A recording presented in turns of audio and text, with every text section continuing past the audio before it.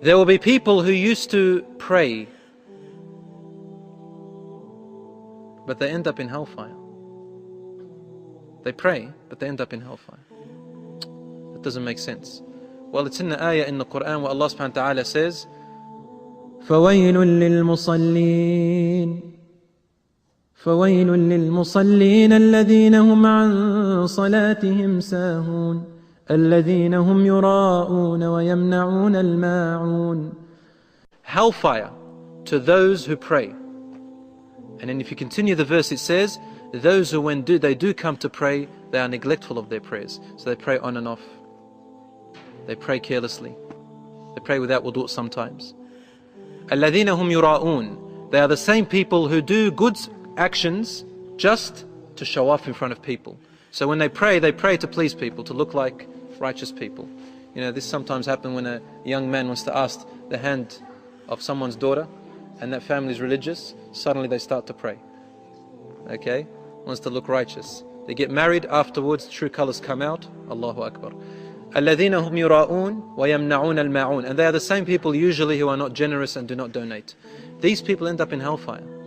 However, some of them who prayed some prayers sincerely to Allah subhanahu wa ta'ala, or did some actions sincerely to Allah subhanahu wa ta'ala, after burning, they will have a spot on their head right here. Some section here that will never be burnt. This is in a hadith in Sahih Muslim, that the people who were muwahhidun and used to pray at least on and off sincerely, in hellfire there is a place on their forehead that will not burn. It will stay lighting up.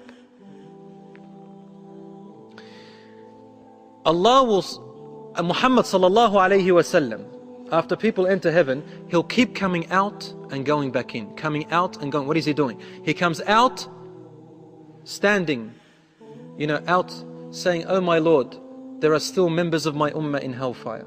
Please save them. Oh my Lord, your promise is true, and this is your promise to me. Allah gave only Muhammad sallallahu alaihi wasallam among all the prophets this promise, that he will be the only one allowed to save his followers. No other prophet had been given this privilege. So we are privileged to be from the followers of Muhammad sallallahu alaihi wasallam, yeah? That's why we practice his sunnah as much as we can. As much as we can. Loving the Prophet sallallahu alaihi wasallam doesn't just mean when someone swears at him, we're ready to fight him. No. It's understanding who the Prophet is. When you love someone, what do you do? What do you do when you love someone? You imitate them. You imitate them. Rasul sallallahu alaihi wasallam will keep coming out. My ummah, my ummah, my ummah. And so Allah will say to the angels, go to the request of my messenger sallallahu alaihi wasallam, because Allah loves him the most. Go! Every single Muslim believer that's in hellfire, that has an atom's worth of tawheed, take them out. And the angels will go looking at them, and they will know them by a sign. The sign will be the spot on their head, as we said according to the Sahih Hadith. And they will bring out every person with that sign over here. They will save them and take them out. And they will take them to a particular river, Nahrul Hayat, I think it's called, the river of life. They will take them there, and they are unconscious, and their bodies have been charcoaled, it's burnt. And they'll be placed into this river and washed, and then placed on the banks of the river.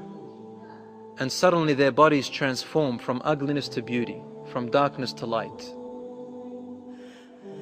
And they will still have one sign, the same place on their forehead becomes the sign in heaven.